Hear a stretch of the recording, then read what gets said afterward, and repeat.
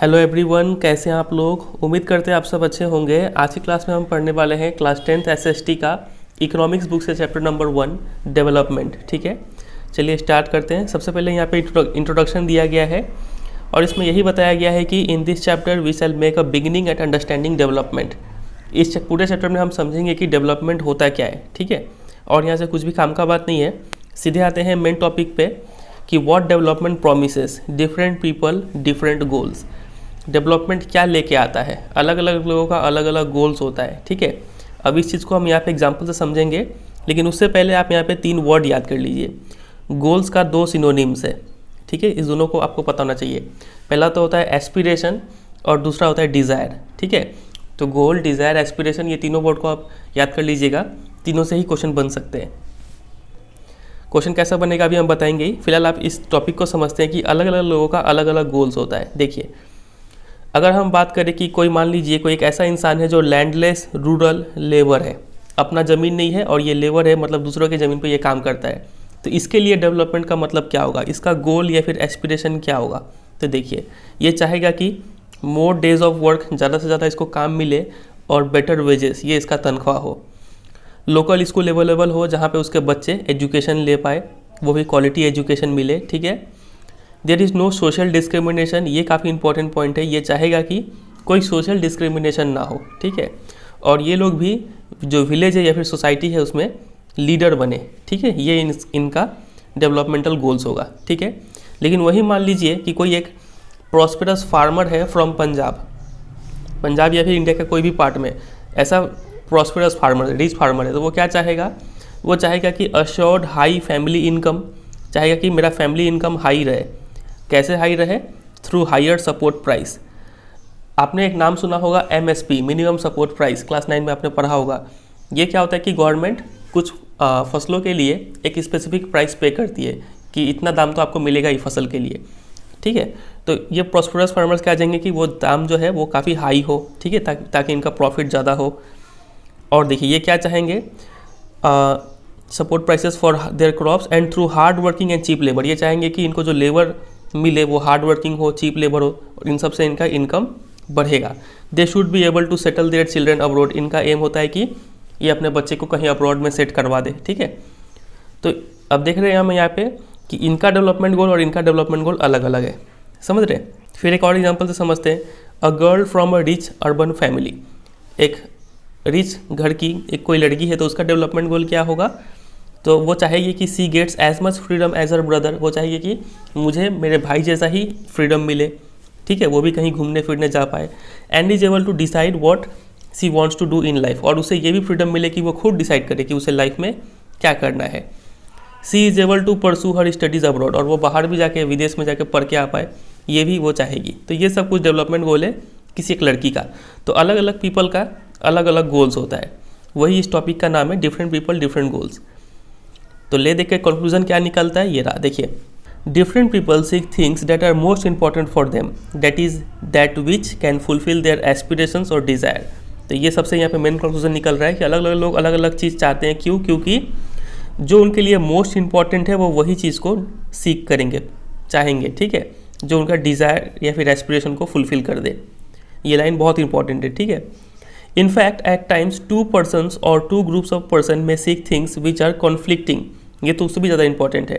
कभी कभी तो क्या होता है कि 2 पर्सन या फिर 2 ग्रुप ऑफ पर्सन का डिमांड ऐसा हो जाता है कि दोनों डिमांड क्या होते हैं, कॉन्फ्लिक्टिंग होते हैं, एक दूसरे के ठीक ऑपोजिट होते हैं। For example, a girl expects as much freedom and opportunity as her brother and that he also shares to in the household work. Her brother may not like this. For example, मान लीजिए कि कोई एक लड़की है, वो लड़की का डेवलपमेंट गोल क्या है, वो उतना फ्रीडम चाहती है, उतना ही अपॉर्चुनिटी चाहती है जितना कि उसको भाई को मिलता है। इसका मतलब उसका भाई को क्या करना पड़ेगा, घर के कामों में हाथ बटाना पड़ेगा। ठीक है, लेकिन उसका भाई का क्या ये डेवलपमेंट गोल होगा कि वो घर के काम में हाथ बटाए? नहीं। तो यहाँ पे ब्रदर का और ये सिस्टर का जो डेवलपमेंट गोल है वो क्या है, कन्फ्लिक्टिंग है। इस वर्ड को ध्यान दीजिएगा। ठीक है, ये बहुत छोटा सा वर्ड है, लेकिन इसके ऊपर क्वेश्चन बहुत बनता है, कन्फ्लिक्टिंग वर्ड के ऊपर। ठीक है, एक और एग्जाम्पल से समझते हैं। To get more electricity, industrialists may want more dams, but this may submerge the land and disrupt the lives of people who are displaced, such as tribals. They might resent this and may prefer small check dams or tanks to irrigate their land. अब electricity ज़्यादा लेने के लिए ये industrialist लोग क्या चाहेंगे, ज़्यादा से ज़्यादा बड़े बड़े डैम्स बने, लेकिन जब डैम्स बनेंगे तो ज़मीन डूब जाएंगे। तो ये ट्राइबल्स लोग को ये आइडिया पसंद नहीं आएगा, ठीक है, क्योंकि इनका रोजी रोटी छिन जाएगा, वो ज़मीन से रोजी रोटी होता है, ठीक है। तो ये लोग क्या करेंगे, इसको रिसेंट करेंगे, अपोज करेंगे और प्रीफर करेंगे कि छोटे छोटे चेक डैम्स बने और टैंक्स बने ताकि ये अपने लैंड को इरीगेट कर पाए। तो यहाँ पर भी हम देख पा रहे हैं कि ये इंडस्ट्रियलिस्ट का और ये ट्राइबल्स का जो गोल्स है वो क्या है, कन्फ्लिक्टिंग है। बात अगर को समझ रहे हैं कि नहीं समझ रहे हैं। अब इसके ऊपर क्वेश्चन कैसा आएगा, सबसे मेन बात है। तो देखिए क्वेश्चन आपसे 2 लैंग्वेज में पूछ सकते हैं। क्या तो आपको ऐसा बोलेंगे कि people have conflicting development goals, ऐसा दे देंगे एक स्टेटमेंट और बोलेंगे support the statement with suitable examples, ठीक है। तो आपको ये 2 एग्जाम्पल देना पड़ेगा, एक लड़की वाला, भाई बहन वाला, और एक इंडस्ट्रियलिस्ट और ट्राइबल्स वाला, ठीक है। दोनों एग्जाम्पल को अच्छे से तैयार कीजिएगा। या फिर इसी क्वेश्चन को अलग वे में लिखेंगे वो लोग कि what may be development for one may not be development for the other, explain with a suitable example, ठीक है। तो इसका आंसर भी यही सेम आएगा, ठीक है। ये 2 एग्जाम्पल देना पड़ेगा और ये लाइन तो बहुत इंपॉर्टेंट है, आप जब भी आंसर लिखें तो ये लाइन को इंक्लूड कर दे इसमें, ठीक है। चलिए, तो 2 कंक्लूजन यहाँ पे फिर से लिखा हुआ है कि so 2 things are quite clear. 1, different peoples can have different developmental goals, समझ में आ गया। And number 2, what may be development for one may not be development for the other, it may even be destructive for the other, समझ में आ गया। एक के लिए डेवलपमेंट दूसरे के लिए डेवलपमेंट हो ये ज़रूरी नहीं है, ये भी हो सकता है कि वो क्या हो, डिस्ट्रक्टिव हो या फिर कॉन्फ्लिक्टिंग हो दूसरे के लिए, ठीक है। तो ये पहला टॉपिक समझ में आ गया, क्वेश्चन कैसा बनेगा वो भी हमने देख लिया। अब आते हैं अगले टॉपिक पे जो कि है इनकम एंड अदर गोल्स। देखिए अभी हमने समझा कि अलग अलग लोगों का अलग अलग डेवलपमेंटल गोल्स होता है, लेकिन कुछ गोल्स ऐसे हैं ना जो क्या है, कॉमन है, जो सबको ही चाहते हैं। फॉर एग्जाम्पल मोर इनकम, ज़्यादा इनकम हो, ये कहीं ना कहीं सबका ये एम रहता है, ठीक है। उसी तरीके से बिसाइड मोर इनकम पीपल क्या चाहते हैं, people also seek things like equal treatment चाहते हैं, कोई भेदभाव ना हो, फ्रीडम चाहते हैं, सिक्योरिटी चाहते हैं, ठीक है, रेस्पेक्ट ऑफ अदर्स चाहते हैं, और दे रिसेंट डिस्क्रिमिनेशन, वो चाहते हैं कि वहाँ पे लैक ऑफ डिस्क्रिमिनेशन हो।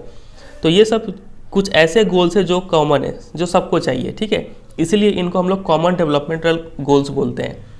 तो एग्जाम में इसी के ऊपर क्वेश्चन बन जाता है कि what are common developmental goals, और तो इसका क्या लिखना पड़ेगा आपको कि there are certain goals which are the same और common for all, these are common developmental goals.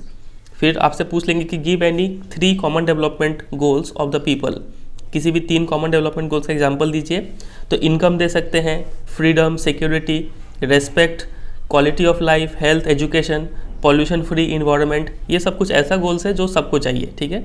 तो ये सब आप कहीं नोट करके रख लीजिए, ठीक है। चलिए आगे बढ़ते हैं। मनी और material things that one can buy with it is only one factor on which our life depend. पैसा या फिर पैसे से खरीदे हुए जो मटेरियल थिंग्स है, ये सब चीज़ सिर्फ एक फैक्टर है जिस पे हमारा लाइफ डिपेंड करता है, सारा चीज़ पैसे से डिटरमाइन नहीं हो सकता है। और जो क्वालिटी ऑफ लाइफ है वो नॉन मटेरियल थिंग्स पे भी डिपेंड करता है। नॉन मटेरियल थिंग्स मतलब यही freedom, security, respect, pollution free environment, health, ये सब पे डिपेंड करता है, ठीक है। वो यहाँ पे बोला गया है।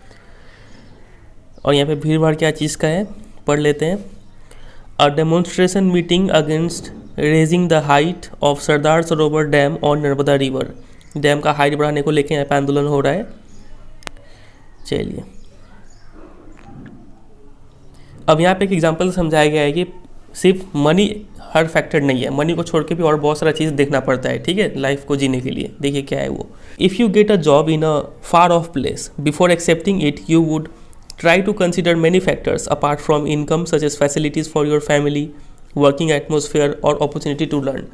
अगर आपको कहीं जॉब मिलता है और काफ़ी दूर किसी जगह पे जॉब मिलता है तो उस जॉब को ज्वाइन करने से पहले आप कुछ चीज़ सोचेंगे इनकम के अलावा। इनकम तो देखेंगे कि कितना सैलरी मिलेगा, इसके अलावा और क्या क्या देखेंगे आप देखेंगे कि फैमिली के लिए क्या क्या फैसिलिटीज़ है, वर्किंग एटमोसफेयर कैसा है, कुछ चीज़ आपको वहाँ पर सीखने को मिलेगा कि नहीं। तो ये सब फैक्टर्स भी आप देखते हैं। अब मान लीजिए कि कोई एक जॉब है जहाँ पे आपको लेस पे है, सैलरी कम है, लेकिन रेगुलर एम्प्लॉयमेंट, आपको हमेशा काम मिलेगा। तो ऐसा काम को क्या बोलेंगे, ये आपका सेंस ऑफ सिक्योरिटी बढ़ा रहा है, ठीक है, आपको काम छूटने का डर नहीं रहेगा यहाँ पे। और वहीं एक और काम है, मान लीजिए वहाँ पे हाई पे मिल रहा है, सैलरी अच्छा है, लेकिन कोई जॉब सिक्योरिटी नहीं है, कभी भी आपको काम से निकाल सकते हैं, आप फैमिली के लिए टाइम नहीं दे पा रहे हैं। तो इससे आपको क्या होगा कि सेंस ऑफ सिक्योरिटी भी डाउन हो रहा है, फ्रीडम भी डाउन हो रहा है। तो आप कौन सा जॉब चुनेंगे, तो कोई भी बंदा यही जॉब को चुनेगा, ठीक है। तो यहाँ पे बताया गया है कि मनी इज़ नॉट एवरीथिंग, ठीक है। मनी को छोड़ के जो बाकी फैक्टर्स है, नॉन मटेरियल थिंग्स है, उस पर भी हमारा क्वालिटी ऑफ लाइफ डिपेंड करता है। और देखिए यहाँ पे कुछ और बताया गया है, similarly for development people look at a mix of goals. तो डेवलपमेंट होने के लिए लोग क्या करते हैं, कई सारे गोल्स को देखते हैं, सिर्फ एक गोल्स को नहीं देखते हैं। फॉर एग्जांपल अगर मान लीजिए कोई वुमेन है जो काम करने के लिए घर से बाहर निकलती है, तो इससे क्या होगा, वुमेन का डिग्निटी बढ़ेगा घर में भी और सोसाइटी में भी, ठीक है। तो वुमेन का डिग्निटी बढ़ने के साथ साथ घर में क्या होगा, उसका मोर शेयरिंग ऑफ हाउस वर्क होगा, ठीक है, उसको ज़्यादा रिस्पेक्ट मिलेगा, ऐसे वुमेन को ज़्यादा एक्सेप्ट किया जाने लगेगा सोसाइटी में जो बाहर काम करती है, ठीक है, ये सब चेंजेस आएगा। और साथ ही साथ जब वुमेन बाहर निकलती है तो उसको क्या भी चाहिए होगा, सेफ़ एंड सिक्योर इन्वायरमेंट चाहिए होगा, ताकि वो अच्छे से वैरायटी ऑफ जॉब्स कर पाए या फिर कोई बिजनेस कर पाए, ठीक है। तो कोई भी डेवलपमेंट होने के लिए कई सारे गोल्स होते हैं, ना कि सिर्फ एक गोल्स, वो यहाँ पे बताया गया है, ठीक है। Hence the developmental goals that people have are not only about better income but also about other important things in life. तो डेवलपमेंट गोल्स जो है वो सिर्फ इनकम से रिलेटेड नहीं है, वो बहुत सारे और अदर चीज़ से भी है। यहाँ पे भी हम देख रहे हैं कि जब वुमेन बाहर निकलती है तो पैसा तो आएगा ही, साथ साथ डिग्निटी जो है, safe and secure environment, greater acceptance, ये सब बेनिफिट भी आता है, ठीक है। तो यहाँ पे बताया गया है। अब आते हैं नेक्स्ट टॉपिक, नेशनल डेवलपमेंट पे, ठीक है। तो देखिए जैसे अभी हमने समझा कि इंडिविजुअल्स का अलग अलग गोल्स होता है डेवलपमेंट को लेके, ठीक है, सबको अपना अपना इंटरेस्ट फुलफ़िल करना है। तो नेशनल डेवलपमेंट का भी तो गोल अलग अलग होना चाहिए। अब हम चाहते हैं कि नेशन इस तरीके से डेवलप हो, आप चाहेंगे कुछ और तरीके से डेवलप हो, ठीक है, तब क्या इसका रास्ता निकाला जाए। तो देखिए, it is very important to keep in mind that different persons could have different as well as conflicting notion of a country's development.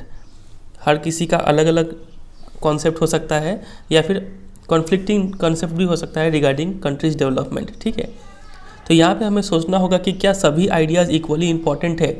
हम जो सोच रहे हैं कंट्री डेवलपमेंट को लेके, आप जो सोच रहे हैं कि ये होना चाहिए, तो कौन सा आइडिया ज़्यादा इंपॉर्टेंट है उसके बारे में सोचना पड़ेगा। कौन सा आइडिया या फिर कौन सा कॉन्सेप्ट को पिक करे जो ज़्यादातर लोगों को बेनिफिट पहुँचा पाए, ठीक है। Would the idea benefit a large number of people और ओनली अ स्मॉल ग्रुप। तो वो आइडिया जो ज़्यादातर लोगों को हेल्प पहुँचाएगा वो आइडिया को पिक करेंगे, ठीक है। तो नेशनल डेवलपमेंट में यही सब क्वेश्चंस के बारे में सोचा जाता है कि कौन सा ऐसा काम किया जाए जिससे मैक्सिमम लोगों को बेनिफिट पहुंच पाए, ठीक है। तो यही किया जाता है नेशनल डेवलपमेंट में। तो इस टॉपिक से आपको सिर्फ इतना ही समझना है, उतना कुछ क्वेश्चंस बनता नहीं है। मूव करते हैं नेक्स्ट टॉपिक पे जहाँ से क्वेश्चंस आएगा, ये रहा, ये सबसे मेन टॉपिक है कि how to compare different countries और स्टेट्स। अलग अलग कंट्रीज़ को कैसे कंपेयर करेंगे, या फिर इंडिया में ही कई सारे स्टेट्स है तो उनको कंपेयर कैसे करेंगे। तो देखिए, तो अभी हमने समझा कि डेवलपमेंट हर किसी के लिए अलग अलग चीज़ है। मेरे लिए डेवलपमेंट का मतलब कुछ और होगा, किसी और के लिए कुछ और होगा, ठीक है। तो हम कैसे ये बात को बोल देते हैं कि कोई कंट्री ज़्यादा डेवलप्ड है और कोई कंट्री अंडर डेवलप्ड है। हम कुछ बेसिस पे तो बोलते होंगे ना कि यूएसए फॉर एग्जांपल ज़्यादा डेवलप्ड है, ठीक है, कोई और कंट्री अंडर डेवलप्ड है, किस बेसिस पे हम बोलते हैं। तो देखिए, यूजुअली वी टेक वन और more important characteristics of persons and compare them based on this characteristics. यहाँ पे एक एग्जांपल दिया गया है कि अगर हम किसी दो चीज़ को कंपेयर कर रहे हैं तो इसका सारा गुण का कंपैरिजन नहीं करेंगे, हम लोग सिर्फ एक या फिर एक से ज़्यादा इंपॉर्टेंट कैरेक्टरिस्टिक को चुन लेंगे और उसके बेसिस पे दोनों को कंपेयर कर देंगे, ठीक है। फॉर एग्जांपल अगर हम इन दोनों कंट्रीज़ का या फिर कोई भी ये दो चीज़ है, मान लीजिए दोनों दो कंट्रीज़ है, अगर हम इनका साइज़ को कंपेयर करना चाहें तो हम इनका जोग्राफिकल एरिया को कंपेयर कर देंगे, ठीक है, तो हमें साइज़ का कंपैरिजन मिल जाएगा। वैसे ही अगर हमें इनका पॉपुलेशन का कंपैरिजन करना है तो नंबर ऑफ पॉपुलेशन गिन लेंगे यहाँ पे, तो उससे कंपैरिजन हो जाएगा। तो ये जो ज्योग्राफिकल एरिया या फिर पॉपुलेशन बोल रहे हैं, ये क्या है, इंपॉर्टेंट कैरेक्टरिस्टिक्स है। तो कोई हमें क्या करना होगा, कुछ एक या फिर एक से ज़्यादा कैरेक्टरिस्टिक ढूंढना होगा और फिर उस कैरेक्टरिस्टिक के बेसिस पे हमें दो चीज़ को कंपेयर करना पड़ेगा। बेसिक सा बात है, ठीक है। तो कंट्रीज़ को कैसे कंपेयर करेंगे, देखिए, for comparing countries their income is considered to be one of the most important attributes. तो कंट्रीज़ को कंपेयर करने के लिए हम क्या क्राइटेरिया यूज़ करते हैं, इनकम, ठीक है। दो कंट्रीज़ है, इनकम जिसका ज़्यादा होगा उसको हम लोग ज़्यादा डेवलप बोल देंगे, इनकम जिसका कम होगा वो लेस डेवलप्ड है, ठीक है। तो इस बात को याद रखिएगा कि कंट्रीज़ को कंपेयर करने के लिए इनकम का क्राइटेरिया यूज़ करते हैं। अब इसके बारे में और चीज़ हमें पता चलेगा अभी थोड़ी देर में, ठीक है। देखिए, countries with higher income are more developed than others with less income. समझ में आ गया, जिनका इनकम ज़्यादा वो ज़्यादा डेवलप्ड, जिनका इनकम कम वो less developed. This is based on the understanding that more income means more of all things that human beings need. अब हम इनकम ही क्यों चुन रहे हैं दो कंट्रीज़ को कंपेयर करने के लिए, तो इसके पीछे लॉजिक ये है कि ज़्यादातर अगर इनकम ज़्यादा हुआ तो वो सभी सामानें ज़्यादा होंगी जो ह्यूमन बींग्स को चाहिए। ठीक है, अगर इनकम आता है तो मोर और लेस हेल्थ भी डेवलप हो जाएगा, एजुकेशन भी डेवलप हो जाएगा, स्टैंडर्ड ऑफ लिविंग भी इम्प्रूव हो जाएगा। ठीक है, सारा खेल इनकम का है। Whatever people like and should have they will be able to get with greater income. लोगों को जो भी चाहिए वो ग्रेटर इनकम से ले लेंगे। So greater income itself is considered to be an important goal. तो ज़्यादा इनकम होना ये एक इंपॉर्टेंट गोल होता है। ठीक है, अब यहाँ पे एक सवाल खड़ा होता है कि कंट्री का इनकम क्या होगा। ठीक है, दो कंट्री को कंपेयर करना है तो दोनों का इनकम कैसे निकालेंगे। तो आप लॉजिक आपके मन में आएगा कि यहाँ पे जितने भी लोग हैं उन सारे लोगों का इनकम अगर हम ऐड कर देंगे तो कंट्री का इनकम मिल जाएगा। सिमिलरली यहाँ पे भी वही काम करेंगे। ठीक है, तो यहाँ पे लिखा है इंट्यूटिवली, मतलब लॉजिक लगाए तो the income of the country is the income of all the residents of the country. समझ में आ गया। इससे हमें क्या मिल जाएगा, कंट्री का टोटल इनकम मिल जाएगा। इस वर्ड को ध्यान रखिएगा, टोटल इनकम। ठीक है, लेकिन comparison between countries total income is not such a useful measure since countries have different populations. Comparing total income will not tell us what an average person is likely to earn. अब देखिए, दो country को compare करने के लिए हम total income का criteria इसलिए यूज़ नहीं करते हैं क्योंकि यहाँ पे क्या है, पॉपुलेशन डिफरेंस है। अब यहाँ पे पॉपुलेशन मान लीजिए बहुत ज़्यादा है तो यहाँ पे अगर हम टोटल इनकम निकालने चाहें तो बहुत ज़्यादा टोटल इनकम आ जाएगा, भले ही ये कंट्री लेस डेवलप्ड हो। ठीक है, और यहाँ पे अगर पॉपुलेशन कम है लेकिन कंट्री ज़्यादा डेवलप्ड है तो यहाँ पे जो टोटल इनकम निकालेंगे वो क्या आएगा, बहुत कम आ जाएगा। तो ऑन एन एवरेज एक पर्सन क्या कमाता है दोनों ही कंट्री में, ये हमें पता नहीं चलेगा टोटल इनकम को देख के। ठीक है, तो इसीलिए टोटल इनकम हम लोग यूज़ नहीं करते। तो इसके ऊपर एग्जाम में क्वेश्चन बन जाता है, आपसे पूछ लेंगे कि why is the total income of countries not use to make comparison between them. तो आपको ये जितना भी ब्लू अंडरलाइन किया हुआ ये लिखना पड़ेगा। ठीक है, तो अब हमने समझ लिया कि टोटल इनकम यूज़ नहीं करेंगे, तो क्या यूज़ करेंगे, एक टर्म है एवरेज इनकम, इसको यूज़ करेंगे। एवरेज इनकम को पर कैपिटा इनकम भी बोलते हैं। ठीक है, ये होता क्या है, एवरेज इनकम या फिर per capita income is the total income of the country divided by its total population. Total income divide by total population अगर आप करेंगे तो जो भी आंसर आएगा वो क्या होगा, एवरेज इनकम होगा या फिर per capita income. Very very very important. ठीक है, एग्जाम में सीधा क्वेश्चन आता है कि what is per capita income या फिर डिफाइन पर कैपिटा इनकम, या फिर on what basis different countries of the world are compared. ठीक है, तो आपको लिखना होगा पर कैपिटा इनकम। समझ में आ गया। चलिए, अब इसके ऊपर सवाल भी आता है, यहाँ से ले लेते हैं। देखिए, पर कैपिटा इनकम निकालने का कोशिश करेंगे। मान लीजिए ये कंट्री ए है, यहाँ पे 5 सिटीजन है, 1 2 3 4 5। पहला नागरिक जो है इतना कमाता है, दूसरा इतना, तीसरा चौथा पांचवा इतना कमाते हैं। ठीक है, तो यहाँ पे पर कैपिटा इनकम निकालने के लिए बोलेंगे तो कैसे निकालेंगे, आप इन सबको ऐड कीजिए। ठीक है, फॉर्मूला क्या था, total income divided by total population. Total income निकालने के लिए ये सबको ऐड करना होगा, तो ऐड करेंगे तो 50,000 आएगा। ठीक है, ऊपर वाले को, और डिवाइड कर देंगे टोटल पॉपुलेशन से। पॉपुलेशन कितना है, 5 सिटीजन है, तो 5 से डिवाइड कर देंगे, कैंसिल आउट करेंगे तो 10,000 जो आएगा, ये 10,000 हो गया पर कैपिटा इनकम या फिर एवरेज इनकम।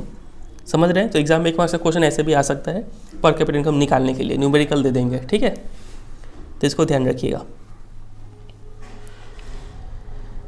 अब यहाँ तक तो हमने समझ लिया कि पर कैपिटा इनकम देख के हम कंट्रीज़ को कंपेयर कर देंगे। अब यहाँ पे एक रिपोर्ट है जिसको बोलते हैं वर्ल्ड डेवलपमेंट रिपोर्ट। ये निकालता कौन है, पब्लिश कौन करता है, तो ये पब्लिश करते हैं वर्ल्ड बैंक। ठीक है, तो उन्होंने भी ये क्राइटेरिया को यूज़ किया कंट्रीज़ को क्लासीफाई करने के लिए।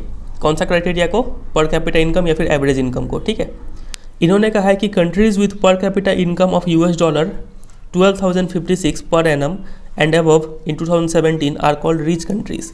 इन्होंने ऐसे कहा है कि ऐसे कंट्रीज़ जिनका पर कैपिटा इनकम $12,056 पर एनम हो या फिर उससे ज़्यादा हो। ठीक है, पर एनम मतलब पर ईयर। अगर किसी कंट्री का एक साल में कोई एक नागरिक इतना $, कमाता है या फिर इससे ज़्यादा कमाता है तो वो कंट्री जो है वो क्या आएगा, रिच कंट्रीज कैटेगरी में आएगा। ठीक है, और वहीं पे ऐसे कंट्रीज़ जिनका पर कैपिटा इनकम एक साल में $955 हो या फिर उससे कम हो तो वो कंट्री क्या कहलाएगा, लो इनकम कंट्री कहलाएगा। ठीक है, तो इसको याद रखिएगा। अब आप सोच रहे होंगे कि इंडिया किस कैटेगरी में आता है, तो इंडिया का जो पर कैपिटा इनकम है पर ईयर को पर एनम बोलते हैं। ठीक है, वो है 1820। तो आप ही बोलिए ये क्या लो इनकम कंट्रीज़ में आ रहा है इंडिया, तो आप बोलेंगे नहीं, ये 955 से ज़्यादा है हम लोग का इनकम, तो लो इनकम तो नहीं है हम लोग का। क्या हम लोग रिच कंट्री में आ रहे हैं? तो नहीं, रिच कंट्री में तो $12,056 चाहिए था, हमारे पास तो सिर्फ 1820 है, तो काफ़ी कम है। तो हम लोग किस कैटेगरी में आते हैं? देखिए, India comes in the category of low middle income countries. तो इंडिया ये कैटेगरी में आता है, लो मिडल इनकम कंट्रीज़। इस बात को याद रखिएगा, ठीक है, क्योंकि इंडिया का 2017 में पर कैपिटा इनकम कितना था? $1820 था पर एनम, ठीक है। तो ये सब वर्ड ध्यान रखिएगा, ठीक है। सिर्फ ये नंबर याद करने से नहीं होगा, $, भी आगे लगाना पड़ेगा, पर एनम भी लगाना पड़ेगा, और ये क्या है? पर कैपिटा इनकम का मेजर है। ये 3 बात ध्यान रखिएगा, ठीक है। चलिए अभी बताएंगे यहाँ से कैसा कैसा क्वेश्चन आएगा। उससे पहले यहाँ पे एक चीज़ और डिस्कस करते हैं, एवरेज इनकम। एवरेज इनकम का दूसरा नाम क्या है बोलिए? पर कैपिटा इनकम, ठीक है। तो अभी हमने देखा एवरेज इनकम का कितना महत्व है। इसी को देख कर तो हम लोग 2 कंट्रीज़ को कंपेयर करते हैं, लेकिन इसका एक डिसएडवांटेज भी है। वो क्या है अभी समझेंगे। While averages are useful for comparison, they also hide disparities. Averages useful है कंपैरिजन करने के लिए, एडवांटेज तो ये है इसका, लेकिन ये कुछ कमियां को छिपा लेता है। कैसे छिपाता है चलिए समझते हैं। मान लीजिए यहाँ पे 2 कंट्रीज़ है, इन दोनों कंट्री को हमें कंपेयर करना है, कंट्री ए और कंट्री बी, ठीक है। तो कंपेयर करने के लिए वर्ल्ड बैंक ने क्या कहा है कि हम लोग इसका एवरेज इनकम या फिर पर कैपिटा इनकम निकालें, ठीक है। तो यहाँ पे क्या करेंगे हम लोग, इसका पर कैपिटा इनकम निकालते हैं। चलिए, तो अभी हमने थोड़ी देर पहले निकाला था, तो आया था 10,000। कैसे निकाला था समझ में आ गया था। सबको ऐड करेंगे और डिवाइड कर देंगे टोटल पॉपुलेशन से। पॉपुलेशन था 5।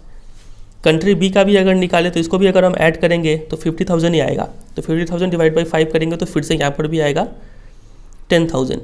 तो दोनों का पर कैपिटा इनकम सेम है, तो हम किसको बोलेंगे कि कौन ज़्यादा डेवलप्ड है? तो अगर आप एक झलक यहाँ पे डालें इनका सिटीजन का इनकम पे, तो आपको समझ में आ जाएगा कि कौन डेवलप्ड है। आप यहाँ पे देखिए, कंट्री ए में एक सिटीजन 9,000 कमा रहा है, एक इंसान 10,500 कमा रहा है, एक इंसान 9,800, फिर ये 10,000, फिर ये 10,200। और वहीं कंट्री बी में एक जन 500 कमा रहा है, ये भी सिर्फ 500, सिर्फ 500, सिर्फ 500। और जो 5th सिटीजन है वो 48,000 कमा ले रहा है अकेला। तो आप किस में रहना पसंद करेंगे? तो नेचुरल बात है, कोई भी सिटीजन जाएगा तो कंट्री ए में ही रहना चाहेगा, क्योंकि यहाँ पे कम से कम आपका 9,500 तो इनकम हो जाएगा, कोई भी जाएगा तो यहाँ पे। लेकिन कंट्री बी में तो पता नहीं, आप 48,000 भी कमा सकते हैं, नहीं तो आप 500 भी कमा सकते हैं, आपके लक पे डिपेंड करेगा ये, ठीक है। तो यहाँ पे जो इनकम का डिस्ट्रीब्यूशन है, ज़्यादा इक्विटेबल डिस्ट्रीब्यूशन है, ये बात को याद रखिएगा, ठीक है। इक्विटेबल डिस्ट्रीब्यूशन कहाँ हुआ है? ज़्यादा कंट्री ए में हुआ है, ठीक है। और जो डिस्पैरिटी है वो कहाँ? कंट्री बी में ज़्यादा देखने को मिल रहा है। तो हम लोग सिर्फ एवरेज देख के ये नहीं बोल सकते हैं कि कौन कंट्री ज़्यादा डेवलप्ड है। तो वो यहाँ पे लिखा है कि एवरेज जो है वो डिस्पैरिटीज़ को हाइड कर देता है, ठीक है। तो यहाँ पे इस बात को यहाँ पे कंक्लूजन में लिखा हुआ है, hence while average income is useful for comparison, it does not tell us how this income is distributed among people. Income कैसे डिस्ट्रीब्यूट हुआ है उसका बारे में आइडिया नहीं देता है एवरेज इनकम। तो ये एक एवरेज इनकम का डिसएडवांटेज है, बहुत इंपॉर्टेंट है। तो इसी के साथ ये टॉपिक खत्म होता है। चलिए अब देखते हैं यहाँ से क्वेश्चंस कैसा कैसा पूछेंगे। एक क्वेश्चन तो यहाँ पे जो बनेगा वही बता दिए कि टोटल इनकम को क्यों नहीं यूज़ करते हैं। अब दूसरा क्वेश्चन आपसे पूछेंगे कि what is the main criteria used by the world bank in classifying different country. World bank ने किस क्राइटेरिया को यूज़ किया? तो आपको लिखना होगा पर कैपिटा इनकम, ठीक है।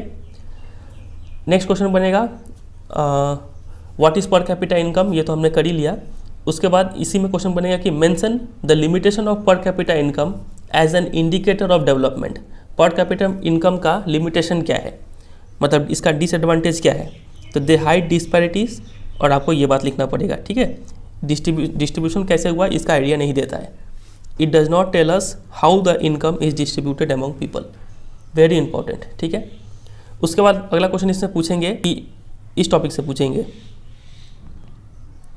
यहाँ से पूछेंगे कि on what basis the rich and low income countries have been categorised in the world. Rich and low income countries को किस बेसिस पे कैटेगराइज किया गया है? तो आपको लिखना होगा पर कैपिटा इनकम पे, और ये बात भी लिखना होगा कि ऐसे कंट्रीज जिनका इनकम 12,056 या फिर उससे ज़्यादा है तो वो आएंगे रिच कंट्री की कैटेगरी में, और 955 या फिर उससे कम है तो लो इनकम कैटेगरीज आएंगे, ठीक है। तो इतना ही चीज़ आपको यहाँ से तैयार करना है और कुछ बनेगा नहीं ऐसे क्वेश्चन। अब यहाँ पे एवरेज इनकम पे एक क्वेश्चन ऐसे भी बन सकता है। देखिए ये आपके एक्सरसाइज में दिया हुआ है, ये क्वेश्चन नंबर 3 लिखा हुआ है कि एज्यूम देयर आर 4 फैमिलीज, ठीक है, एवरेज पर capita income of these families is ₹5,000। Average भी दे दिया हुआ है। If the income of 3 families is ₹4,000, 7,000 and 3,000 respectively, 3 family का इनकम भी दे दिया है, तो चौथे फैमिली का इनकम क्या है पूछ रहा है। तो इसको आप काफ़ी इजी तरीके से मैथ के फॉर्म में सॉल्व कर सकते हैं। देखिए, मान लेते हैं कि let income of 4th family भी x, ठीक है। तो नॉर्मल अगर हम काम करें तो 4,000 प्लस ये 7,000 प्लस ये 3,000 प्लस x डिवाइडेड बाई कितने हैं, ये 4 फैमिलीज है, तो इन सब का एवरेज कितना आना चाहिए, 5,000 आना चाहिए। तो ऐसा कुछ इक्वेशन बना के यहाँ से सॉल्व कर लेंगे, ठीक है। ये 14,000, तो 14,000 प्लस x, इधर 4 से क्रॉस मल्टीप्लाई कर देंगे तो 20,000, तो x कितना हो जाएगा, 20 में से 14 गया तो x आ गया 6,000।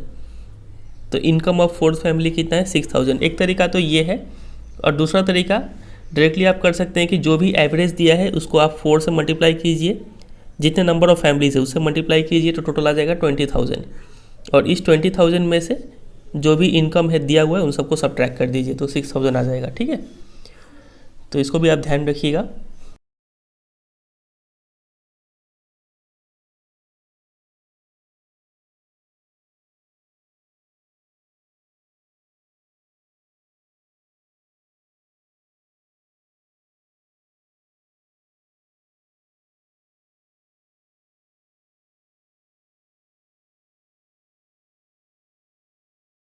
अब स्टार्ट करते हैं next topic, income and other criteria. देखिए, जब हम इंडिविजुअल लेवल पे पढ़ रहे थे स्टार्टिंग में, तो हमने देखा था कि कोई भी इंडिविजुअल इनकम के अलावा और क्या क्या चीज़ प्रीफर करता है, security, freedom, respect, equal treatment, ये सब चीज़ किसी भी इंडिविजुअल को चाहिए होता है। इंडिविजुअल का ये डेवलपमेंट गोल्स होते हैं, ठीक है। उसी तरीके से अगर हम नेशन लेवल पे बात करें, तो नेशन लेवल पे कोई भी नेशन ये चाहता है कि उसका एवरेज इनकम ज़्यादा हो, ठीक है। लेकिन इसके साथ साथ वो कुछ और भी चीज़ चाहता है। वो और भी चीज़ क्या है, वो हम इस टॉपिक में समझेंगे, ठीक है। वो यहाँ पे लिखा है कि income and other criteria. Nation development में इनकम का बढ़ना तो ज़रूरी है ही, लेकिन उसके साथ साथ कुछ और भी कंडीशंस फुलफिल होने चाहिए। वो और भी कंडीशन क्या क्या है, इसको हम एक एग्जाम्पल से समझेंगे, ठीक है। यहाँ पे बोला गया है कि आप टेबल 1.3 को देखिए, इस टेबल को देखिए। इस टेबल में दिया क्या है, पर capita income of select states. 3 states है, हरियाणा, केरला और बिहार, तीनों का पर कैपिटा इनकम दिया हुआ है, ठीक है। ये पर कैपिटा इनकम नहीं है, यहाँ पे लिखा हुआ है क्या है ये, per capita net state domestic product. अब ये भारी भरकम शब्द का मतलब क्या है, ये आपको हायर क्लास में पता चलेगा। फिलहाल आप इसको रफली मान सकते हैं कि ये पर कैपिटा इनकम ही है, ठीक है।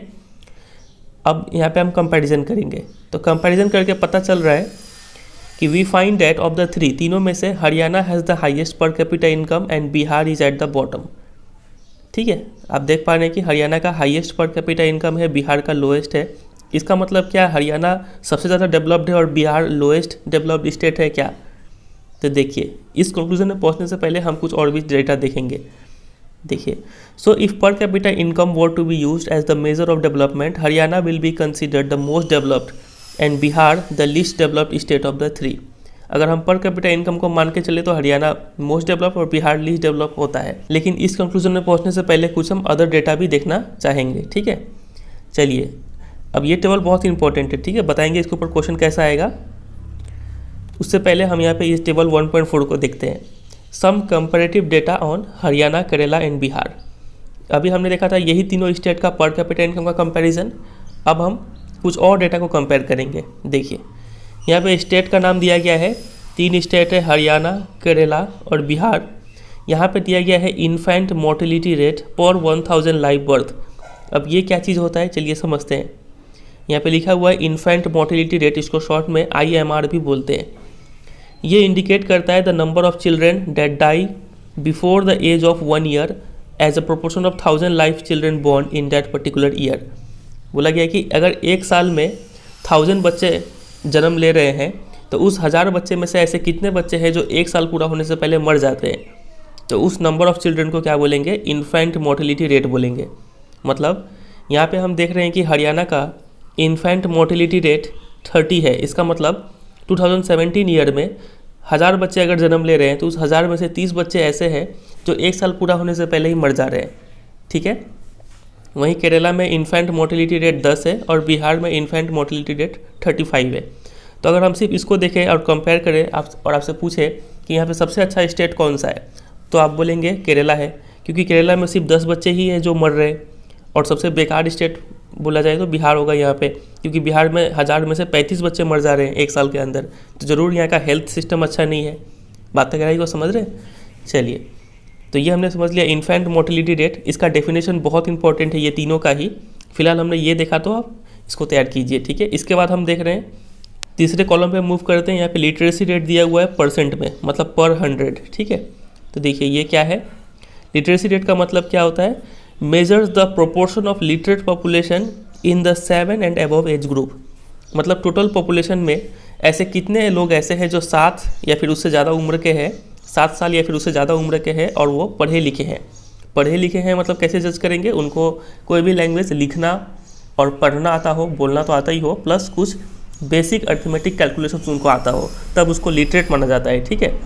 तो 7 या फिर 7 साल से ज़्यादा ऐसे कितने लोग हैं उसको लिटरेसी रेट बोलते हैं।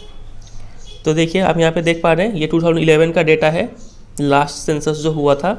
तो हरियाणा में लिटरेसी रेट 82 है, मतलब 100 में से 82 लोग ऐसे हैं जो लिटरेट है, 7 साल से ज़्यादा वाले लोग, ठीक है। वैसे ही केरला में लिटरेसी रेट हाईएस्ट 94 है, बिहार में लिटरेसी रेट काफ़ी लोएस्ट है 62 है, ठीक है। तो हमने दो चीज़ का कंपैरिजन देख लिया है, इन्फेंट मोर्टेलिटी रेट, इससे हेल्थ का कंडीशन पता चलता है, और दूसरा लिटरेसी रेट, इससे एजुकेशन का लेवल पता चलता है, ठीक है।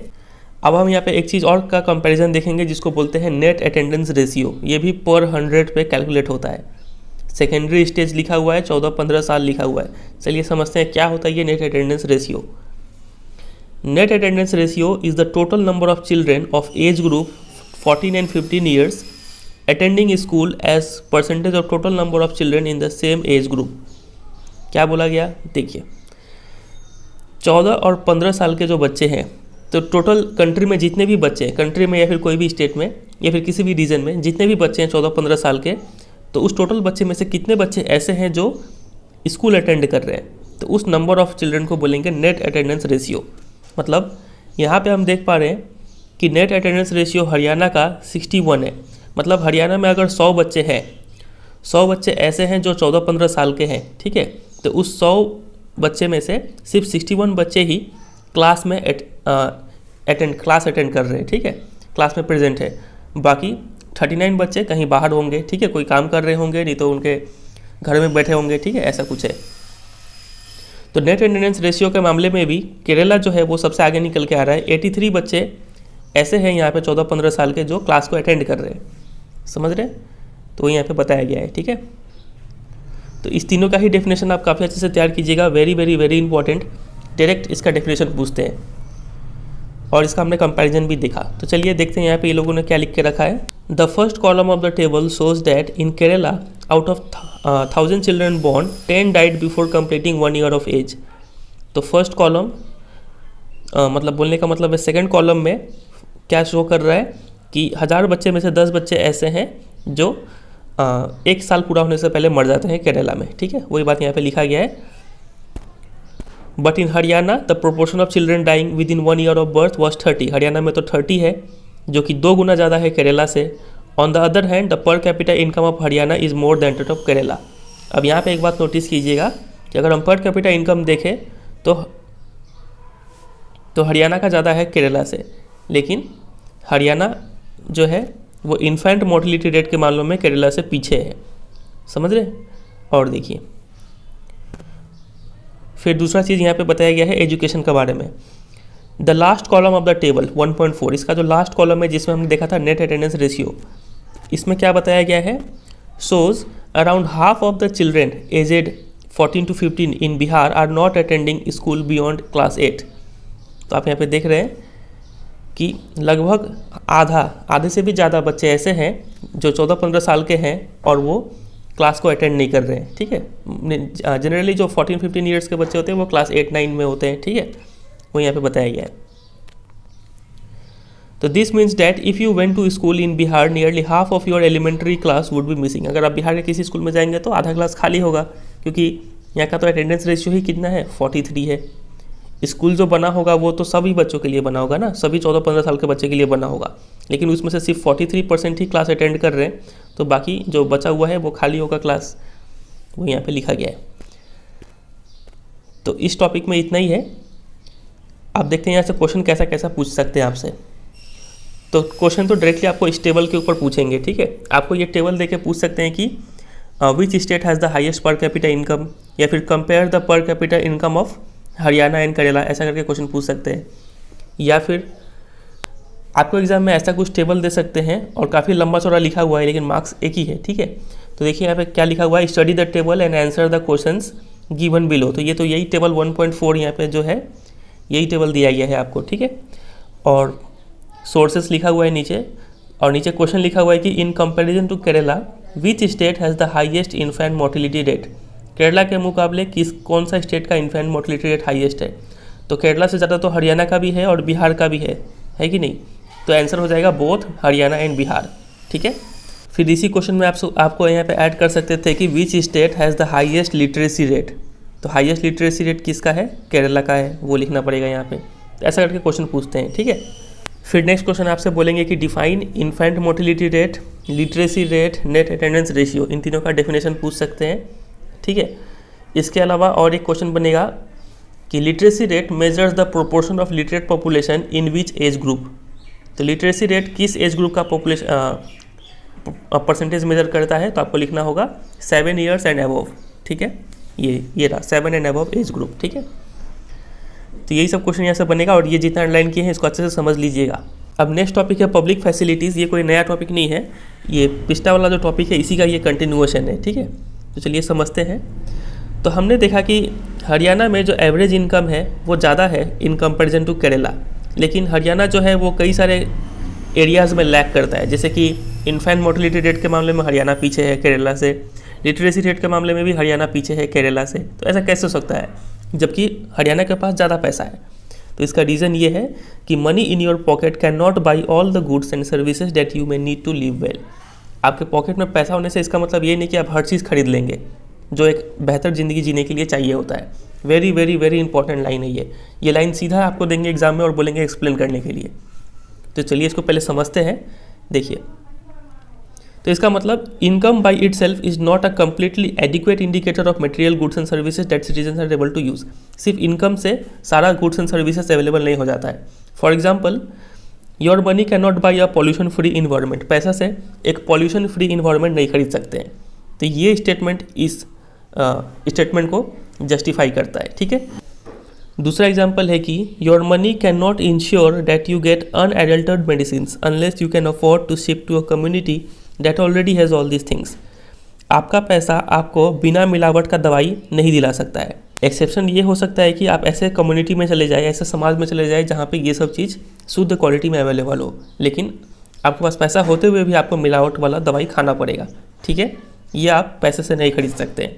फिर तीसरा एग्जाम्पल है कि money may also not be able to protect you from infectious disease unless the whole of your community takes preventive steps. इसका तो बेस्ट एग्जाम्पल है कोविड-19। अब क्या कोविड-19 से पैसे से बच सकते थे? नहीं बच सकते हैं ना, जब तक कि पूरा कम्युनिटी, पूरा समाज कोई इन्फेक्शियस डिजीज से बचने के लिए स्टेप्स ना उठाए। आप सिर्फ पैसे से आप अपने खुद को नहीं बचा सकते हैं, ठीक है। वो डिजीज स्प्रेड होगा ही और आपको भी पकड़ सकता ही है। तो ये 3 एग्जाम्पल ऐसे हैं जो इस बात को साबित करते हैं कि money in your pocket can not buy all the goods and services that you may need to live well.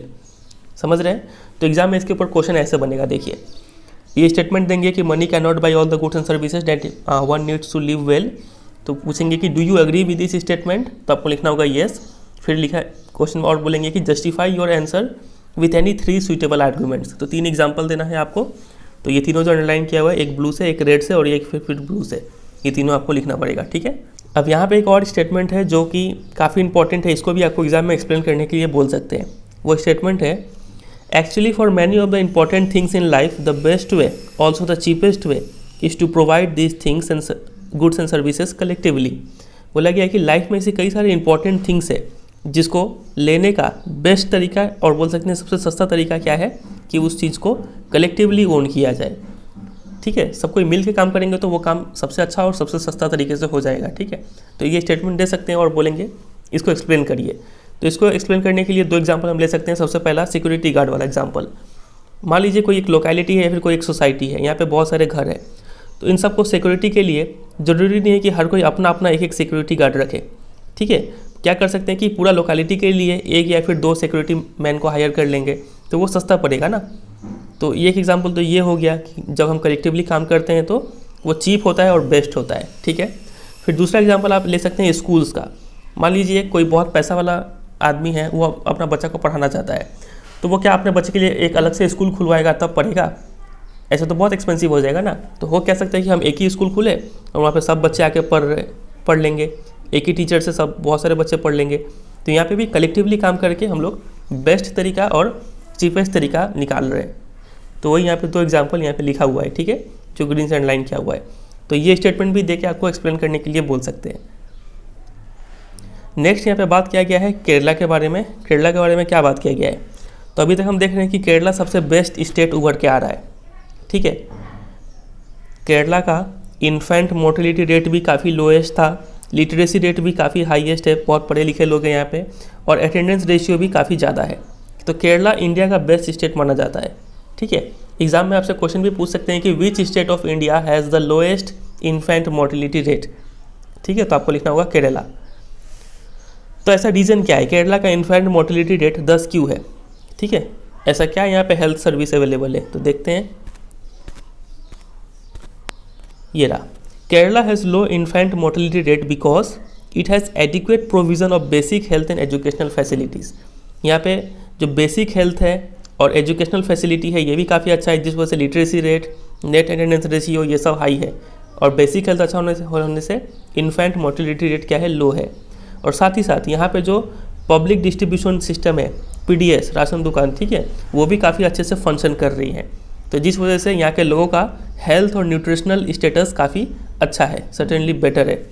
ठीक है, तो ये दो रीज़न है। पहला तो बेसिक हेल्थ और एजुकेशनल फैसिलिटी एडिक्वेट है, और दूसरा पब्लिक डिस्ट्रीब्यूशन सिस्टम अच्छे से काम करता है, जिस वजह से केरला का इन्फेंट मोर्टेलिटी रेट काफ़ी लो है। ठीक है, और ये बात हम जनरली हर स्टेट के लिए बोल सकते हैं कि ऐसा हर वो स्टेट जहाँ पे पीडीएस अच्छे से काम करता है वहाँ पे जो हेल्थ और न्यूट्रिशनल स्टेटस है लोगों का वहाँ पे अच्छा होता है।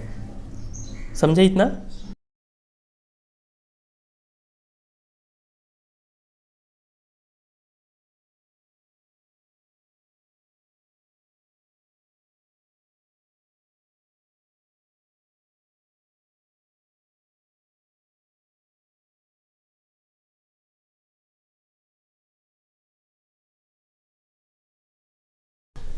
अब आगे मूव करते हैं। आगे यहाँ पे हमें दो टर्म समझना है, एक है बॉडी मास इंडेक्स BMI और दूसरा है ह्यूमन डेवलपमेंट रिपोर्ट। सबसे पहले बॉडी मास इंडेक्स को समझते हैं। बॉडी मास इंडेक्स क्या होता है?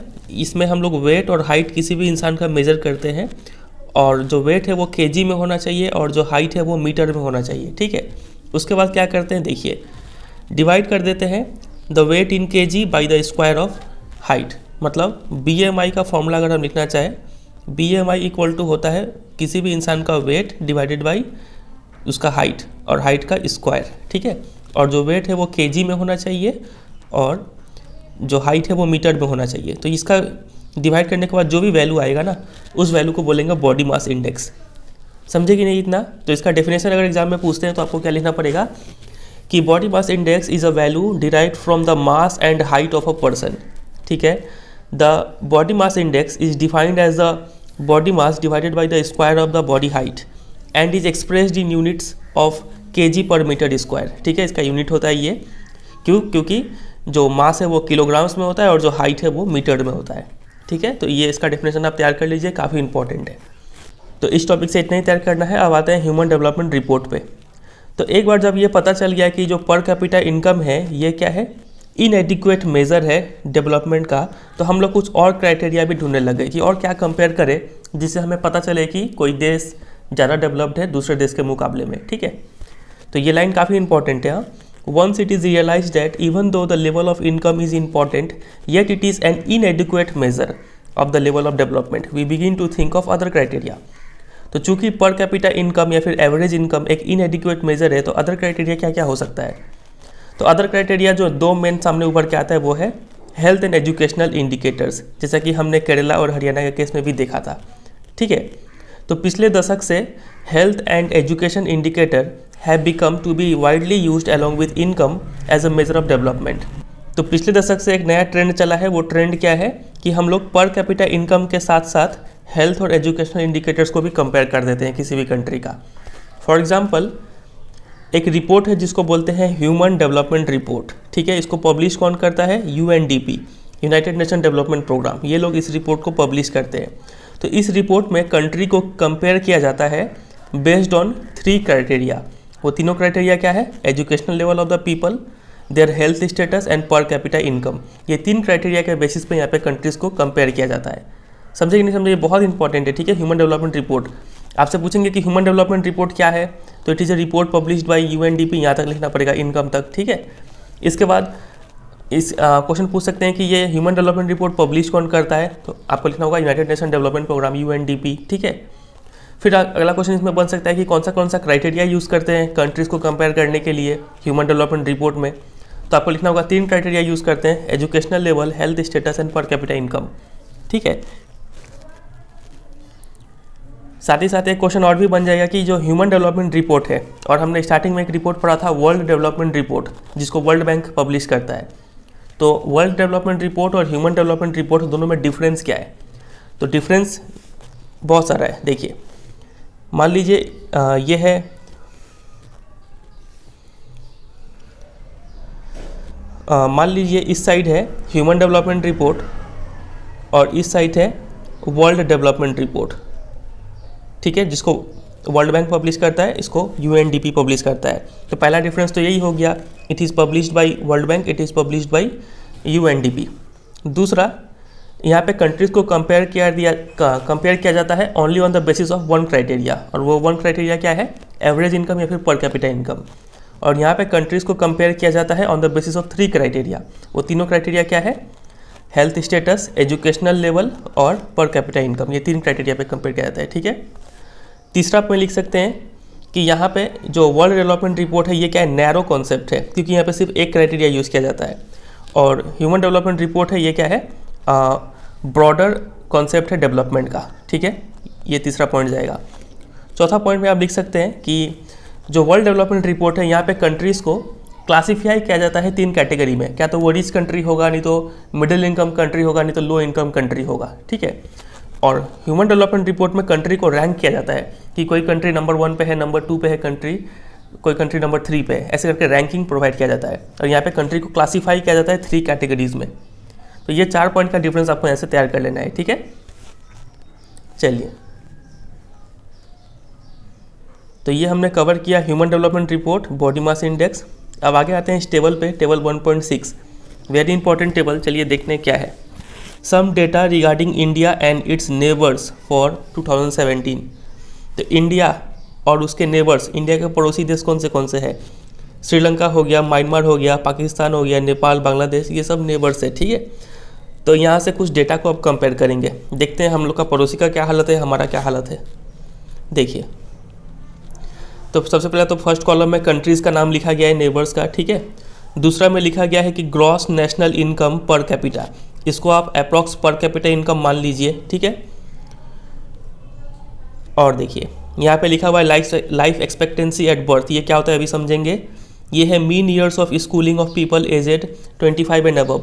तो 25 साल से ज़्यादा उम्र के जो लोग हैं वो कितना साल तक स्कूल में पढ़ाई किए हैं, वो उसका यहाँ पे नंबर दिया गया है, ठीक है। और यहाँ पे है HDI रैंक। अब HDI क्या है, चलिए यहाँ पे पहले नोट्स में समझ लेते हैं। HDI stands for human development index, ठीक है। HDI ranks in the above table are out of 189 countries in all. तो इन सब के बेसिस पे एक नंबर कैलकुलेट किया जाता है जिस नंबर को बोलते हैं HDI, ह्यूमन डेवलपमेंट इंडेक्स, ठीक है। और इसके बेसिस पे कंट्री को रैंक किया जाता है। तो टोटल 189 कंट्रीज़ में से इन सब कंट्रीज़ को ऐसा ऐसा रैंक मिला है। तो श्रीलंका का रैंक है 76, काफ़ी ऊपर है रैंक श्रीलंका का, मतलब श्रीलंका काफ़ी अच्छा हालत में है। इंडिया का रैंक है 130, तो 189 कंट्रीज़ में 130 नंबर पे आता है इंडिया, तो उतना अच्छा हालत नहीं है इंडिया का, ठीक है। तो इसका मतलब ये है। फिर अभी हम यहाँ पर एक टर्म देखे थे लाइफ एक्सपेक्टेंसी, इसका मतलब क्या होता है देखिए, बहुत इंपॉर्टेंट, इसका डेफिनेशन डायरेक्ट आता है एग्जाम में। तो life expectancy at birth denotes average expected length of life of a person at the time of birth. मतलब आज का डेट में अगर कोई बच्चा जन्म लेता है, ठीक है, तो वो बच्चा ऑन एन एवरेज कितने साल तक जिएगा, तो उस नंबर ऑफ ईयर्स को बोलते हैं लाइफ एक्सपेक्टेंसी एट बर्थ। तो यहाँ पे लाइफ एक्सपेक्टेंसी इंडिया का कितना है देखिए, बोल्ड में लिखा हुआ है 68.8 ईयर्स। तो इंडिया में अगर आज का डेट में कोई बच्चा, मतलब 2017 का डेटा है ये, मतलब उस डेट में कोई अगर उस ईयर में कोई अगर बच्चा पैदा होता है तो वो ऑन एन एवरेज 68.8 ईयर्स जिएगा, ठीक है। तो लाइफ एक्सपेक्टेंसी के मामले में देखिए किसका हाईएस्ट है, श्रीलंका का देखिए काफ़ी अच्छा है। श्रीलंका में अगर कोई बच्चा जन्म लेता है तो वो ऑन एन एवरेज 75 साल जिएगा, 75.5 साल, ठीक है। तो इसका डेफिनेशन तैयार कीजिए लाइफ एक्सपेक्टेंसी का। तीसरा एक इम्पॉर्टेंट पॉइंट है जो पर कैपिटा इनकम है, ये वाला कॉलम, ठीक है, ये इसको डॉलर्स में कैलकुलेट किया जाता है सभी कंट्रीज़ के लिए, 2 रीज़न से। अब क्या है वो 2 रीज़न है देखिए, डॉलर पता है ना, ये देखिए यहाँ पे डॉलर का साइन है, ये रहा। तो इसको डॉलर्स में क्यों कैलकुलेट किया जाता है पर कैपिटा इनकम को, 2 रीज़न से। Number 1, so that it can be compared, comparison करने में आसानी होगा डिफरेंट कंट्रीज़ का, ठीक है। नहीं तो बांग्लादेश का कुछ और करेंसी होगा, इंडिया का कुछ और करेंसी, पाकिस्तान का कुछ और करेंसी, तो कंपैरिजन में डिफ़िकल्टी आता है। तो इसीलिए सबको डॉलर में कैलकुलेट कर देते हैं ताकि इजीली कंपेयर किया जा सके। ये हो गया पहला रीज़न। दूसरा होगा, it is also done in a way so that every dollar would buy the same amount of goods and services in any country. अब देखिए डॉलर का परचेजिंग पावर जो है वो सेम है हर कंट्री में। आप $1 लेके अगर इंडिया में आते हैं तो जितना सामान मिलेगा आपको वो उतना ही, $1 लेके आप अगर पाकिस्तान में जाएंगे तो उतना ही सामान मिलेगा।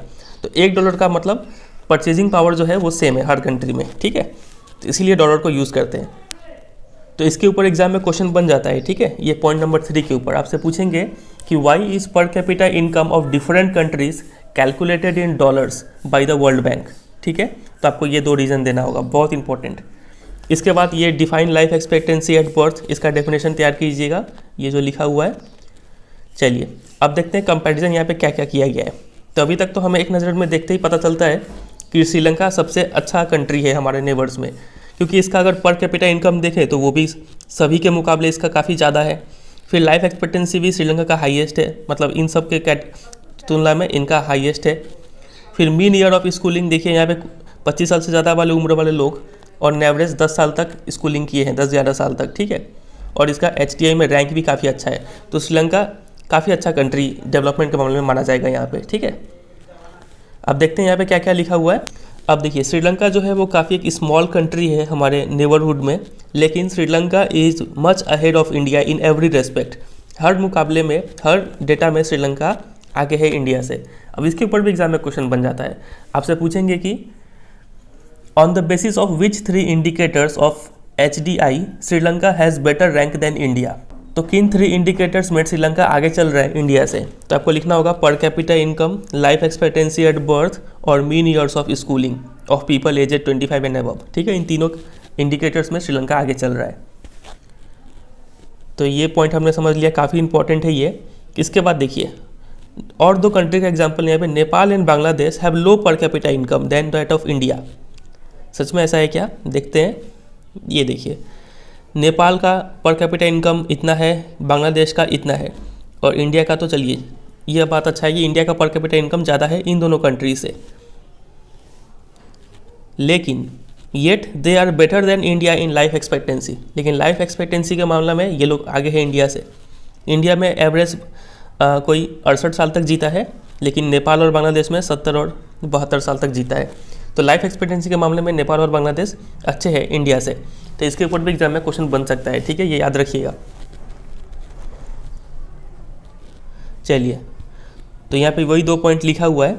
तो ये जो ह्यूमन डेवलपमेंट रिपोर्ट जो पब्लिश करती है UNDP, इसमें ये चीज़ काफ़ी क्लियरली मेंशन कर दिया गया है, मतलब काफ़ी क्लियरली दिखा दिया गया है कि डेवलपमेंट का मतलब अब सिर्फ ये चीज़ हो गया है कि सिटीजन्स पे क्या इम्पैक्ट पड़ रहा है, ठीक है। अगर लोग, उनका हेल्थ, उनका स्वास्थ्य, ये सब अगर अच्छा है, एजुकेशनल लेवल अच्छा है, तो माना जाएगा कि वहाँ पे डेवलपमेंट हो रहा है। बाकी आप कोई भी कंट्री पे काम कीजिए, अगर लोगों पे कोई इफेक्ट नहीं पड़ रहा है तो वो काम बेकार होगा डेवलपमेंट के नज़रिए से, ठीक है। वो बात यहाँ पे लिखा हुआ है। तो इस टॉपिक से इतना ही कुछ है। तो ऐसे से तैयार कर लीजिएगा जो अंडरलाइन किया हुआ है। और ये इसको भी याद रखिएगा कि इंडिया का रैंक क्या था ह्यूमन डेवलपमेंट रिपोर्ट 2018 में, तो 130 रैंक था। ये नंबर याद रखिएगा, ठीक है।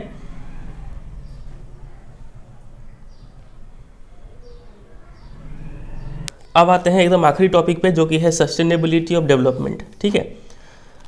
अब देखिए, अगर हम लोग जिस रफ्तार से हम लोग मतलब पूरा वर्ल्ड कोई भी कंट्री है, चाहे वो डेवलप्ड हो, अंडर डेवलप्ड हो, जो भी, अगर हम लोग इसी तरीके से अपना जो डेवलपमेंट का काम है इसी तरीके से अगर जारी रखें, तो साइंटिस्ट लोग के अनुसार ये जो डेवलपमेंट है ये ज़्यादा दिन तक सस्टेनेबल नहीं रहेगा।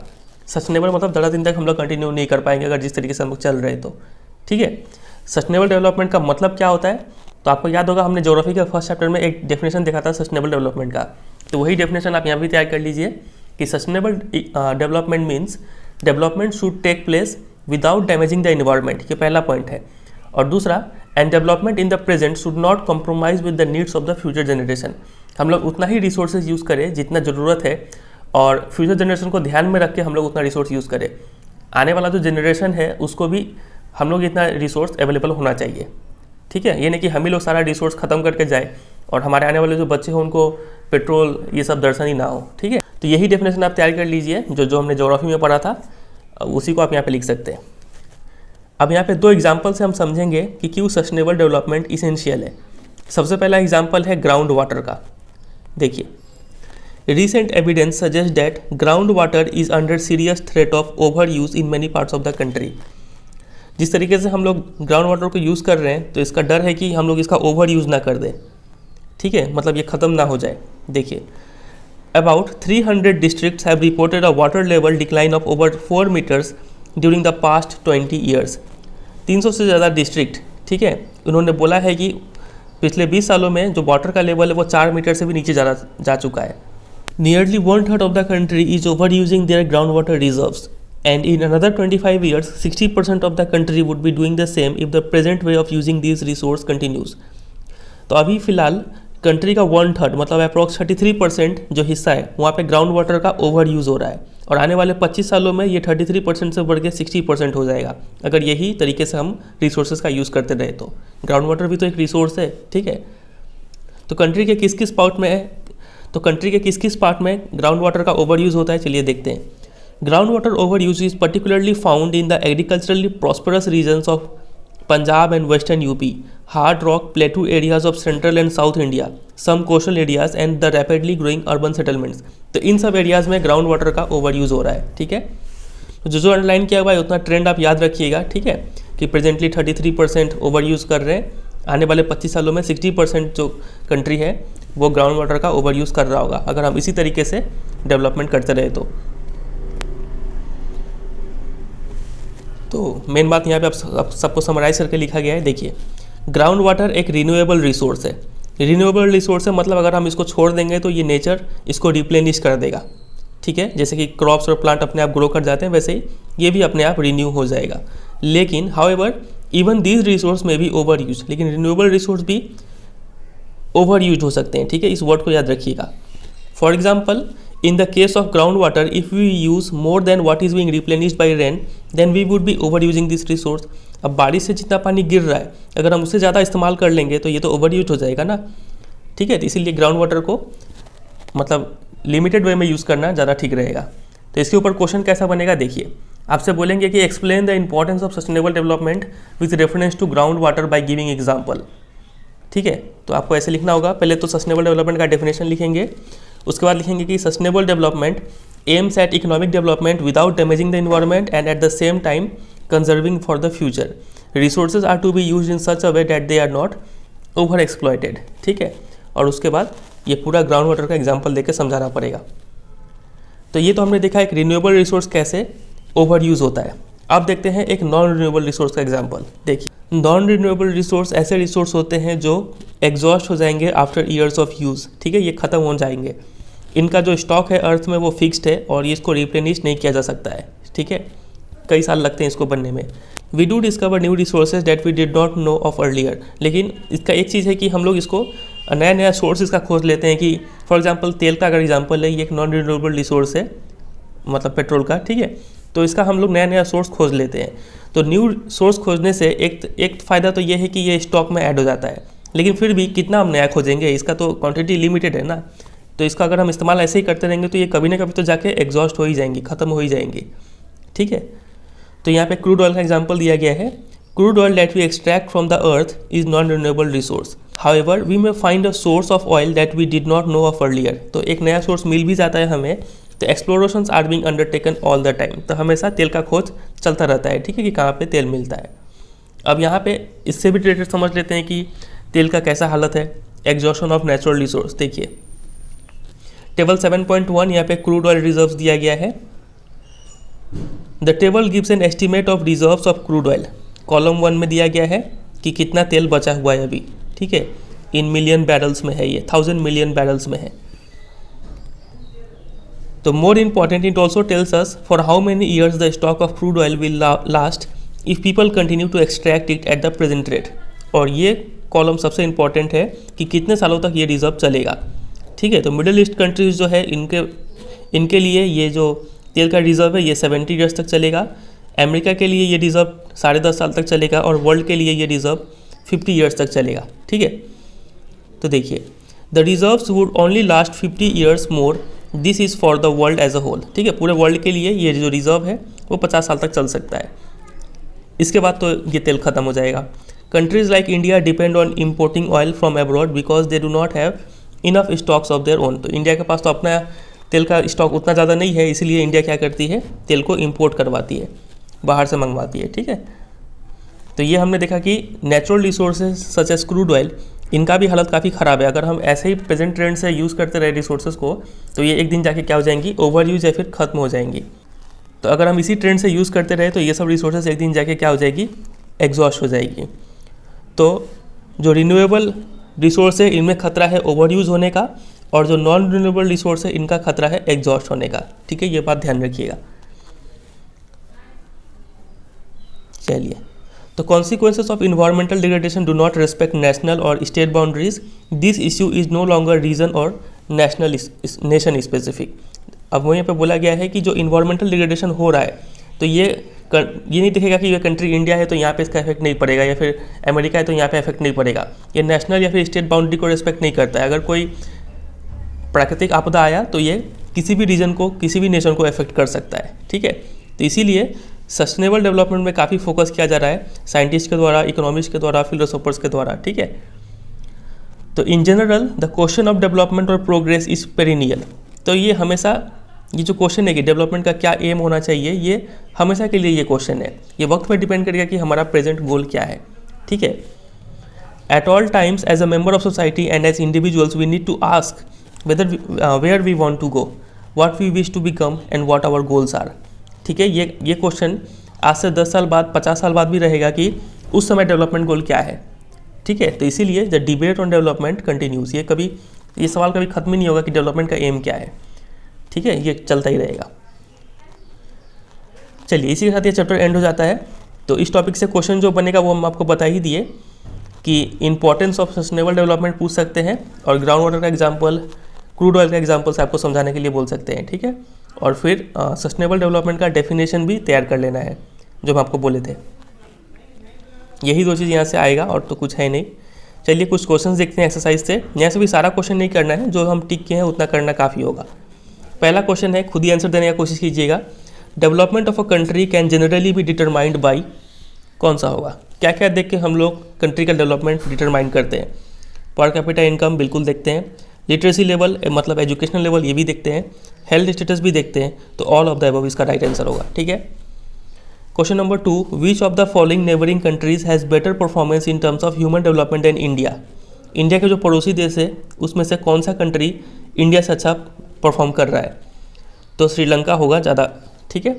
नेपाल और बांग्लादेश क्या था, सिर्फ लाइफ एक्सपेक्टेंसी के मामले में इंडिया से आगे था, और ओवरऑल बात करें तो श्रीलंका सबसे आगे है, ठीक है। क्वेश्चन नंबर 3 तो हमने पहले ही कर लिया था, 6000 इसका आंसर आया था। Question number 4, what is the main criteria used by the world bank in classifying country? तो वर्ल्ड बैंक कौन सा क्राइटेरिया यूज़ करती है, एवरेज इनकम या फिर पर कैपिटा इनकम? इसका लिमिटेशन क्या है? तो लिमिटेशन बताई थे 2 लिमिटेशन, ये डिस्पैरिटी को हाइड करता है और it does not give a clear picture how the income is distributed between the individuals. ठीक है, डिस्ट्रीब्यूशन के बारे में नहीं बताता है ये। चलिए question number 5, in what respect the criteria used by UNDP for measuring development different from the one used by world bank. तो UNDP और वर्ल्ड बैंक में जो क्राइटेरिया है डेवलपमेंट को लेके वो कैसे डिफरेंट है। तो आपको यही लिखना होगा कि वर्ल्ड बैंक एक क्राइटेरिया यूज़ करता है, वो है एवरेज इनकम या फिर पर कैपिटा इनकम, और UNDP 3 क्राइटेरिया यूज़ करता है, educational level, literacy, health status और पर कैपिटा इनकम। ठीक है, वो लिखना होगा यहाँ पे। क्वेश्चन नंबर 6 तो 4 जैसा ही है, जिसको आप छोड़ सकते हैं। क्वेश्चन नंबर 7 देखिए, Kerala with low per capita income has a better human development ranking than Haryana, hence per capita income is not a useful criterion at all and should not be used to compare states. Do you agree? Discuss. तो यहाँ पे बोला गया है कि केरला का पर capita income Haryana से कम है, लेकिन फिर भी केरला काफ़ी आगे है ह्यूमन डेवलपमेंट में। इसका मतलब पर कैपिटा इनकम का कोई वैल्यू ही नहीं है, ये एक यूज़फुल क्राइटेरिया नहीं है और इसको यूज़ करना ही नहीं चाहिए। तो इस बात से क्या आप एग्री करते हैं? तो टोटली एग्री नहीं करेंगे, ठीक है, पार्शियली एग्री करेंगे कि पर कैपिटा इनकम एकदम ही यूज़फुल क्राइटेरिया नहीं है, ये बात सही नहीं है। इसका ये यूज़फुल है, लेकिन इसके साथ साथ हमें कुछ और भी क्राइटेरिया यूज़ करना पड़ेगा, ठीक है, डेवलपमेंट को अच्छे से मेजर करने के लिए। वो और क्राइटेरिया क्या क्या हो सकता है? आप हेल्थ स्टेटस चेक कीजिए, एजुकेशनल लेवल चेक कीजिए, ठीक है, लिटरेसी रेट चेक कीजिए, इससे पता चल जाएगा कि कितना डेवलपमेंट हुआ है नहीं हुआ है। ठीक है, ये बात आपको यहाँ पे लिखना पड़ेगा। क्वेश्चन नंबर 9 देखिए, why is the issue of sustainability important for development. तो ये सस्टेनेबल डेवलपमेंट क्यों इंपॉर्टेंट है वही पूछा जा रहा है। तो इसमें आपको सबसे पहले डेफिनेशन लिख देना है इसका, और इसका आंसर हम पहले भी बता ही चुके हैं, वो आप लिख दीजिएगा यहाँ पे तो काफ़ी होगा। ठीक है, अगला क्वेश्चन है यहाँ पे, ये टेबल देखिए 30 number. The following table shows the proportion of adults whose BMI is below normal in India. ठीक है, मतलब यहाँ पे केरला का डेटा दिया गया है, मतलब यहाँ पे 8.5% मेल ऐसे है केरला में जिनका body mass index below normal है, मतलब ये लोग अंडरवेट है। तो 8.5% मेल अंडरवेट है, 10% फीमेल अंडरवेट है केरला में। ठीक है, तो क्या बोला गया है? It is based on a survey of various states for the year 15-16। Look at the table and answer the following question. Table देखना है, आंसर देना है। तो पहला क्वेश्चन है, compare the nutritional level of people in Kerala and Madhya Pradesh. तो केरला और मध्य प्रदेश को कंपेयर करना है, तो आपको यही बताना है कि किसका न्यूट्रिशनल लेवल अच्छा है और किसका बुरा है। तो केरला में 8.5% मेल बोल सकते हैं अंडरवेट है, और मध्य प्रदेश में 28% मेल अंडरवेट है। तो इस हिसाब से बोल सकते हैं कि जो मध्य प्रदेश है वो बुरा है, ठीक है, केरला बेटर परफॉर्म कर रहा है। Kerala has better nutritional level compare to Madhya Pradesh, both in the case of male and female. ठीक है, फिर यहाँ पे एक और क्वेश्चन है, can you guess why around 1/5 of the people in the country are under nourished even though it is argued that it is there is enough food in the country, describe in your own words.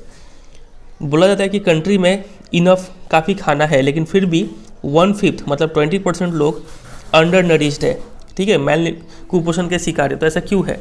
तो ऐसा इसलिए ही है कि क्योंकि जो resources है उसका distribution equitable नहीं है। ठीक है, जो हमारा पब्लिक डिस्ट्रीब्यूशन सिस्टम है वो ठीक से काम नहीं कर पा रहा है। बेसिक हेल्थ और मेडिकल फैसिलिटी जो है, ये जो इंफ्रास्ट्रक्चर है ये काफ़ी कमज़ोर है इंडिया में। ठीक है, यही सब कुछ रीज़न है जिस वजह से जो 1/5 मतलब 20% लोग अंडर नरिश्ड हैं। तो बस यही सब कुछ क्वेश्चन से आपको तैयार कर लेना है, इतना से बाहर अब कुछ नहीं आएगा, इतना तैयार कर लेंगे तो इस चैप्टर के लिए काफ़ी होगा। ठीक है, तो उम्मीद करते हैं आपको ये पूरा चैप्टर समझ में आ गया होगा। और एक क्वेश्चन आपके लिए ये होमवर्क है, इसका आंसर आप मुझे कमेंट सेक्शन में दीजिएगा। ठीक है, चलिए फिर एंड करते हैं। उम्मीद करते हैं आपको ये पूरा चैप्टर समझ में आ गया होगा। तो वीडियो अच्छा लगा तो वीडियो को जरूर एक लाइक कर दीजिएगा और दोस्तों के साथ भी शेयर कीजिएगा, और अगर आप इस चैनल पर नए हैं तो चैनल को सब्सक्राइब भी कर लीजिएगा। ठीक है, और प्लेलिस्ट सेक्शन में देखिए, और भी कई सारे वीडियोज़ हैं, आपको जरूर वहाँ से फ़ायदा पहुँचेगा। ठीक है, चलिए फिर एंड करते हैं, मिलते हैं बहुत जल्द किसी और वीडियो में। तब तक के लिए good bye and take care.